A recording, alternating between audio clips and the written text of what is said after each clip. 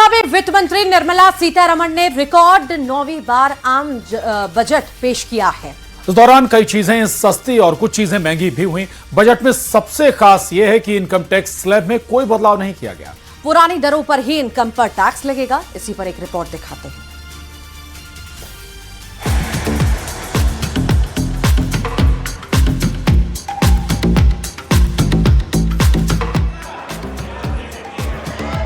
वित्त मंत्री श्रीमती निर्मला सीतारमण जी।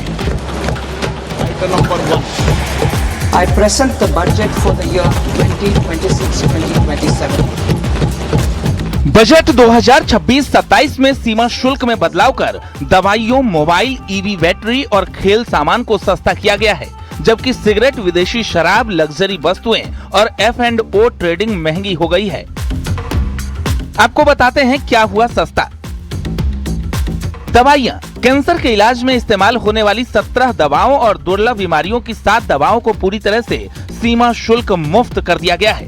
व्यक्तिगत उपयोग के लिए आयातित दवाओं पर शुल्क 20% से घटाकर 10% कर दिया गया है। मोबाइल और इलेक्ट्रॉनिक्स। देश में बने स्मार्टफोन और टैबलेट सस्ते हो सकते हैं, क्योंकि कैमरा मॉड्यूल और डिस्प्ले पैनल जैसे कंपोनेंट्स पर शुल्क घटाया गया है। इसके अलावा माइक्रोवेव ओवन के कुछ हिस्सों पर भी छूट दी गई है।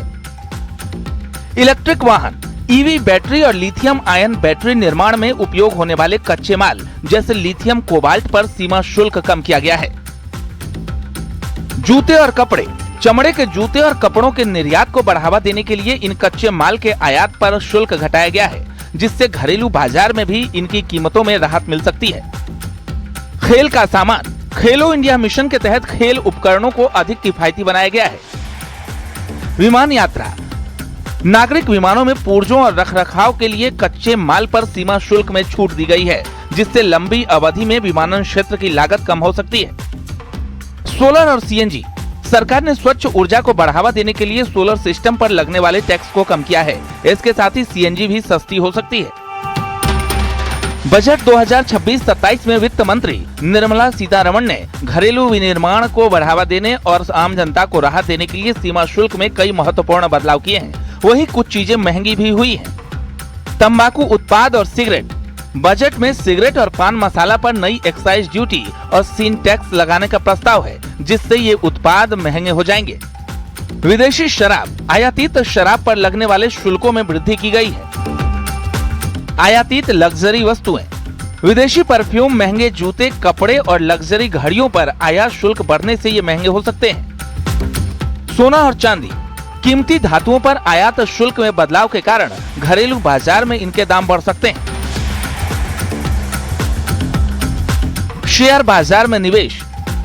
फ्यूचर्स और ऑप्शंस यानी F&O पर सिक्योरिटी ट्रांजैक्शन टैक्स में भारी बढ़ोतरी की गई है, जिससे शेयर बाजार में ट्रेडिंग करना अब और महंगा हो जाएगा।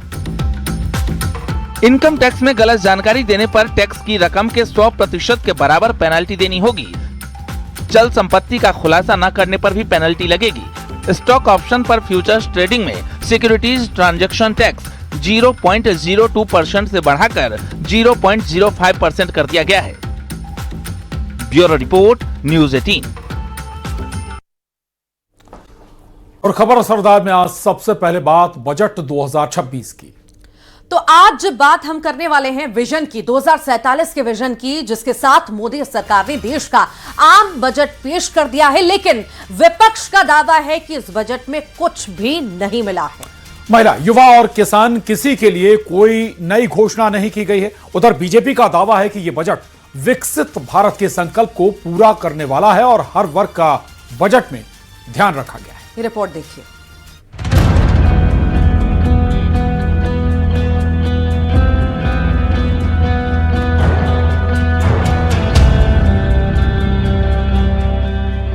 वित्त मंत्री निर्मला सीतारमण ने संसद में बजट पेश किया। करीब 85 मिनट के भाषण में वित्त मंत्री ने कई बड़े ऐलान किए। पीएम मोदी ने कहा कि ये बजट ऐतिहासिक है और ये भारत की रिफॉर्म एक्सप्रेस को नई रफ्तार देगा। ये बजट वर्तमान के सपनों को साकार करता है। ये बजट 2047 के विकसित भारत की हमारी ऊंची उड़ान का मजबूत आधार है। सबसे बड़ी बात है कि ऑपरेशन सिंदूर के बाद पेश होने वाले इस बजट में रक्षा क्षेत्र का खासा ध्यान रखा गया है। डिफेंस बजट 6 करोड़ 81 लाख से बढ़ाकर 7 करोड़ 85 लाख कर दिया गया है। यानी पिछले साल के मुकाबले में डिफेंस बजट में 15.2% की बढ़ोतरी हुई है। प्रधानमंत्री जी के आत्मनिर्भर भारत और विकसित भारत 2047 के संकल्प को सशक्त आधार देता है, जिसमें समाज के सभी वर्गों के उत्थान के लिए समुचित प्रावधान किए गए हैं। और इस बजट में रक्षा क्षेत्र के लिए 7.85 लाख करोड़ रुपए का प्रावधान किया गया है। मैं इसके लिए भी प्रधानमंत्री मोदी जी का हृदय से आभार व्यक्त करता हूं। ऑपरेशन सिंदूर की ऐतिहासिक सफलता के बाद आए इस बजट ने देश की रक्षा व्यवस्था को और मजबूत बनाने के हमारे संकल्प को सुदृढ़ किया है। हालांकि बजट पेश होते ही विपक्ष ने सरकार के खिलाफ मोर्चा खोल दिया। विपक्ष का दावा है कि बजट में कुछ भी नया नहीं है। So what they said about 3 corridor, that is absolutely a garbage of lies. Humpty Dumpty budget. यही हाल रहा तो लोहे पर पीतल चढ़ा करके जेवर बनाने पड़ेंगे और ये बजट समझ के बाहर है। राहुल गांधी ने भी लंबा चौड़ा ट्वीट किया और सरकार पर निशाना साधते हुए कहा कि युवाओं के पास नौकरी नहीं है, मैन्युफैक्चरिंग गिर रही है, निवेशक पूंजी निकाल रहे हैं, घरों की बचत तेजी से घट रही है, लेकिन सरकार असली संकटों से अनजान है। विपक्ष की ओर से बजट पर सवाल उठाए जा रहे हैं। उधर बीजेपी का दावा है कि बजट में हर वर्ग का ध्यान रखा है और ये बजट विकसित भारत की कल्पना को साकार करने वाला है। ये विकसित भारत 2047 का बजट पेश है, जिसमें गरीब, युवा, अन्नदाता और महिलाओं पर विशेष फोकस किया गया। खास करके बजट की जो दिशा और लक्ष्य है, वो लक्ष्य भारत को सशक्त भारत की तरफ ले जाने का है, जिसमें आर्थिक ग्रोथ को बढ़ावा दिया गया है। आम बजट कर्तव्य भवन में पहली बार प्रस्तुत हुआ है और देश की वित्त मंत्री श्रीमती निर्मला सीतारमण जी ने प्रस्तुत किया है। माननीय हमारे देश के यशस्वी प्रधानमंत्री श्री नरेंद्र मोदी जी के मार्गदर्शन पर, और ये बजट विकसित भारत और सुनहरे भारत की दिशा में एक ऐतिहासिक दस्तावेज है। इसके लिए मैं समस्त छत्तीसगढ़ की 3 करोड़ जनता की तरफ से हमारे देश के यशस्वी प्रधानमंत्री श्री नरेंद्र मोदी जी और वित्त मंत्री श्रीमती निर्मला सीतारमण जी को बहुत बहुत बधाई देते हैं, शुभकामना देते हैं। फिलहाल बजट को लेकर पक्ष और विपक्ष की अपनी अपनी राय है। कुल मिलाकर बजट पर सियासी वार पलटवार जारी है। न्यूज़ 18 के लिए ब्यूरो रिपोर्ट।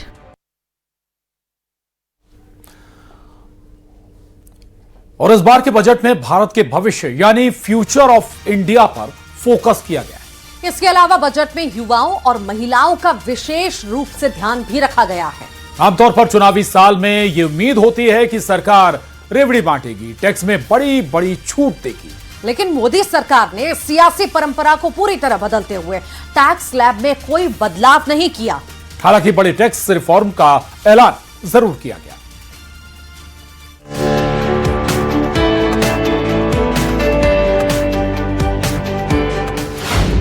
नया टैक्स सिस्टम पेश, अब नहीं होगी जेल,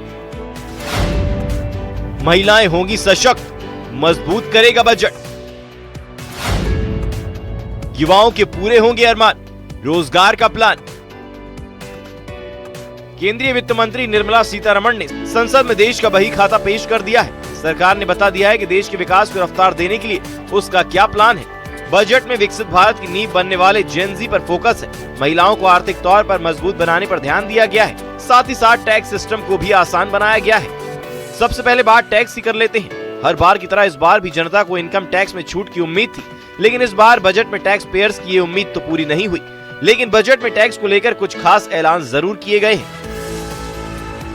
इनकम टैक्स स्लैब में कोई बदलाव नहीं किया गया है। हालांकि रिवाइज्ड रिटर्न फाइल करने के लिए 3 महीने समय बढ़ा दिया गया है, यानी अब 31 सितंबर के बदले 31 मार्च तक रिवाइज्ड रिटर्न फाइल कर सकते हैं। बजट में ट्रस्ट बेस्ड टैक्स सिस्टम पेश किया गया है।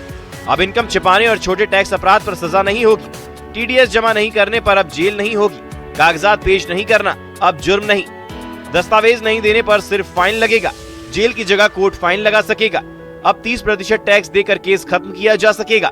20 लाख से कम की विदेशी संपत्ति पर राहत। नया इनकम टैक्स एक्ट 1 अप्रैल 2026 से लागू। बजट में महिलाओं के लिए कई अहम योजनाओं की घोषणा की गई है। हायर एजुकेशन के लिए हर जिले में गर्ल्स हॉस्टल का ऐलान किया गया है। लखपति दीदी योजना का शी मार्ट से विस्तार किया जाएगा। महिलाओं के लिए समर्पित होंगे शी मार्ट्स बाजार। शी मार्ट्स के जरिए महिलाएं बेच सकती हैं अपने सामान। बजट में शी मार्क बैच भी लॉन्च किया गया है। शी मार्क से महिलाओं को फाइनेंसिंग की मिलेगी मदद। महिलाओं को स्किल्ड नौकरी के लिए मौके दिए जाएंगे। अब बात युवाओं की कर लेते हैं। इस बार सरकार ने युवा भारत को केंद्र में रखकर नई सोच के साथ योजनाएं पेश की हैं। बजट में शिक्षा के लिए 1,39,289 करोड़ रुपए का आवंटन किया गया है। बजट में स्किल डेवलपमेंट को केंद्र में रखा गया है। 15,000 सेकेंडरी स्कूलों और 500 कॉलेजों में कंटेंट क्रिएटर लैब स्थापित की जाएंगी। चिकित्सा, शिक्षा, पर्यटन क्षेत्र में नए रोजगार पर फोकस किया गया है। बजट में मेडिकल, टूरिज्म, खेलो इंडिया और स्पोर्ट्स इक्विपमेंट मैन्युफैक्चरिंग को भी बढ़ावा देने की बात कही है। औद्योगिक और लॉजिस्टिक कॉरिडोर के पास 5 यूनिवर्सिटी टाउनशिप विकसित की जाएंगी। यूनिवर्सिटी टाउनशिप के जरिए पढ़ाई के दौरान इंटर्नशिप और नौकरी के मौके मिल सकेंगे। रिसर्च और साइंस को बढ़ावा देने के लिए देश में 4 बड़े टेलीस्कोप इंफ्रास्ट्रक्चर सेंटर बनाए या अपग्रेड किए जाएंगे। 1.5 lakh care giver training plan का ऐलान बजट में किया गया है। विदेश में पढ़ाई करने वाले छात्रों के लिए ये बजट राहत लेकर आया है। शिक्षा के लिए विदेश भेजे जाने वाले पैसों पर अब 5 की जगह 2% TCS लगेगा। कुल मिलाकर इस बार के बजट में उस ज्ञान मॉडल यानी गरीब, युवा, अन्नदाता और नारी पर फोकस रखा गया है, जिसकी चर्चा पीएम मोदी कई बार कर चुके हैं। ये बजट विकसित भारत के उद्देश्य को हासिल करने की दिशा में एक बड़ा कदम माना जा रहा है, जिसमें नागरिकों का सामर्थ्य बढ़ाने पर जोर है और विकसित भारत की नींव मजबूत करने पर फोकस है। Bureau report, news 18।